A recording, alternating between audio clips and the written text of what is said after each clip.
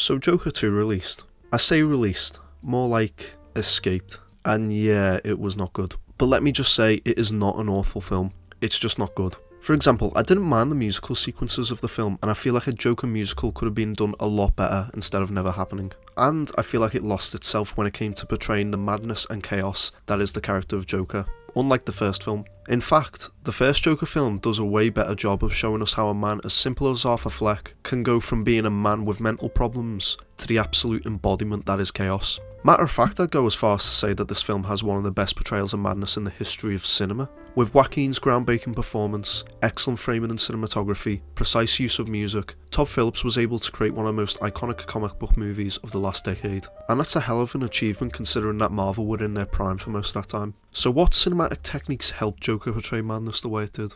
Well, for a starter, the cinematography and framing of this film tells us more about Arthur than we even realise. Such as this shot of Arthur looking outside of a bus window at the start of the movie. This tells us that Arthur is locked inside his own world in the real world. With just one shot, madness is portrayed as something that exists only in the heads of people who are considered mad, but at the same time being very close to escaping to the real world. And this same shot is repeated again near the end of the film, where Arthur is in the back of a police car, which tells us that Arthur, after all he's been through throughout the film's runtime, is still in the same place where he started. But not only does this tell us that after all Arthur's been through, he is still viewing the world as chaos, but this is also a shot very similar to that of Heath Ledger sticking his head out of a speeding police car in The Dark Knight, therefore paying homage to the most iconic Joker. The camera can also be used to show a switch in Arthur's mental state, such as when he kills the third man on the subway. Specifically, this shot, as he rapidly fires his bullets into the man until there are no more. You'll notice that there is this pillar that pans across the screen whilst he's doing this. Your first thought would probably be that it's there in order to show as little of the killing as possible, but instead it's there to represent Arthur's switch from a cold-blooded killer back to his quote-unquote normal self. His madness can even be seen with the focusing of the camera, such as in the Arkham Hospital when Arthur is talking to Brian Tyree Henry, who you may recognise as Tangerine from Bullet Train. Excuse me? You are excused. Anyway, what is present throughout the two characters' interactions is this gated wall that sits between them. The only difference is that it is very visible in front of Arthur, but not so visible in front of Tyree Henry. Gates or bars in front of people are a very common image in cinema that communicates a character being trapped or stuck. So here, Arthur is trapped in his own madness hellhole, whilst Tyree Henry is oblivious to Arthur's mental state. Another case is characters blocking certain things in the background that make you question what is going on, such as just before Arthur kills Randall and he draws a face on the wall with a cigarette. But Arthur's hand is covering the mouth, so we are unsure what he is truly thinking, or what he'll do to Randall, until he actually does something and reminds 13-year-old me why I shouldn't run with scissors. It's just little details like this where it shows us that madness is as unpredictable as well as haunting when they're shown to us using clever camera trickery. The next technique, if you can call it that, is the performances, specifically Joaquin Phoenix's performance, which I personally think is one of the best performances this century so far. I'm willing to fight anyone on that. But why do I think this?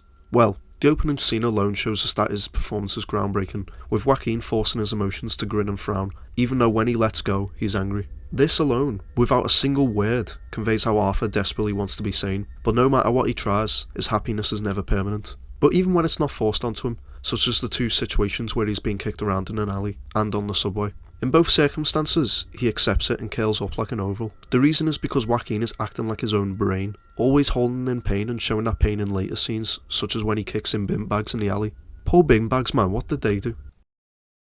Oh. Anyways, Arthur shooting the businessman on the subway is his brain switching and submitting to the madness in an instant, and it's made even better by the fact that we don't even see him pull out the gun, making his submission into madness even more unexpected, along with that laugh.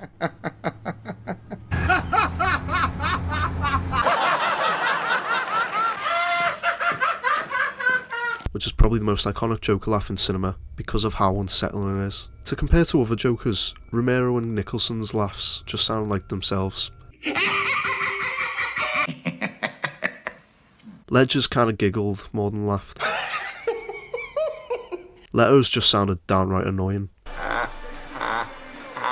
Whilst whenever Joaquin laughs, there's silence every time. No music, just that, making it haunting and chilling for a first time watch. Even when Joaquin is silent, he still steals the show, like when he's in an elevator next to a mental patient, which is a comparison of how he's functioning on the outside and the inside, presenting madness as something that is always there. But what is also a very present sign of a declining mental state is schizophrenia, which is shown more frequently than you think. And with Joaquin's performance, it just makes the scenes more believable, such as his illusions with his neighbour. The reason is because of the way he talks in the illusions, compared to how he sounds in reality, where he doesn't know how to talk to anyone and just says the first thing that comes to his mind. In the illusions, he's surprisingly fluent, and yeah, he is a little nervous, but it's played in such a realistic way. Even when he realises everything with the neighbour is an illusion, Joaquin's reaction is just raw and demanding with the finger guns he does. Not only is this a great homage to Taxi Driver, but it also shows how Joaquin can portray madness as something that is so terrifying with so little being done. Another technique I think easily gets overlooked in this film is the writing and mise-en-scène. If you don't know what mise-en-scène means, it means the arrangement of props or sets on frame in order to create meaning. And what better way to start this segment than talk about the iconic stairs? Okay, I know a lot of people have mentioned this point across all social media platforms already, but this scene encapsulates madness so perfectly that I just have to mention it. So the iconic stair street in this movie represents Arthur's mental state in the movie. In the beginning, Arthur is seen trying to climb the stairs, but is not happy at all, which represents Arthur trying to improve himself with little to no results. However, when it comes to the iconic dance scene on the stairs, Arthur is descending the stairs, which portrays himself as going completely mad, but he's doing nothing but embracing it. There are even more moments like this in the film, where props or settings tell us what's going on, thanks to how they're written and presented, such as how taxis are used in this film. Just listen to me closely on this one. Taxis, in intense moments of the film, are guiding points to tell Arthur what to do.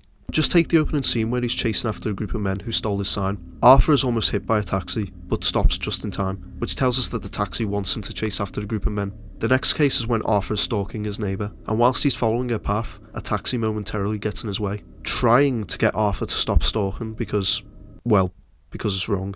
And the final case being when Arthur is getting chased by the two policemen, and he gets slammed into by a taxi, which is basically telling him to stop running, but instead he just sprints like his life depends on it. In short, all the taxis in these moments is Arthur's subconsciousness, telling him what he should do, representing how someone who embodies madness is still capable of knowing right from wrong. There's also the moment in the film when Arthur breaks into a cinema in order to see Thomas Wayne, and in the cinema they're showing the iconic rollerblading scene from Charlie Chaplin's Modern Times. Why have the filmmakers chosen this exactly?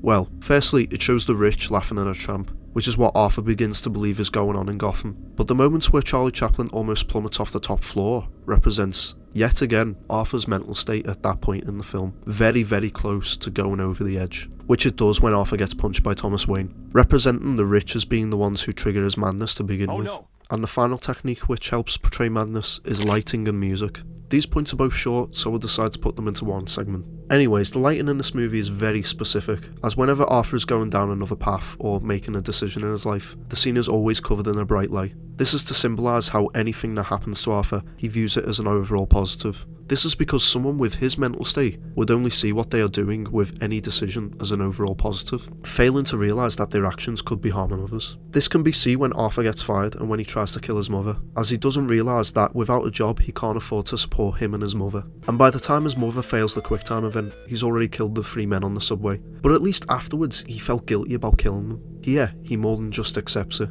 He gives in to the bright light which surrounds the hospital ward, telling him that this is what he should be doing. Even dark lights are used to influence Arthur's madness. For every second that he's on the subway, the lights are flickering on and off, representing Arthur's mind deciding what to do when he's getting beaten up.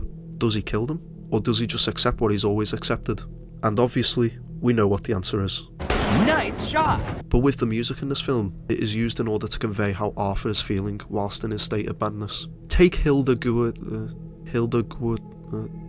score, when Arthur is in the bathroom just dancing. This is when he starts to realise that conforming to his mad side isn't all bad for him. The music is key to this, as it's very negative and sombre, but at the same time, it's relaxing, which is why the only time Arthur is at ease is when he is free for his mind to do what he wants it to do. Hence why this song is in the film. Before this movie's release, when you heard the song, you thought of this guy and the naughty things he's done, which in a way elevates the darkness of the film.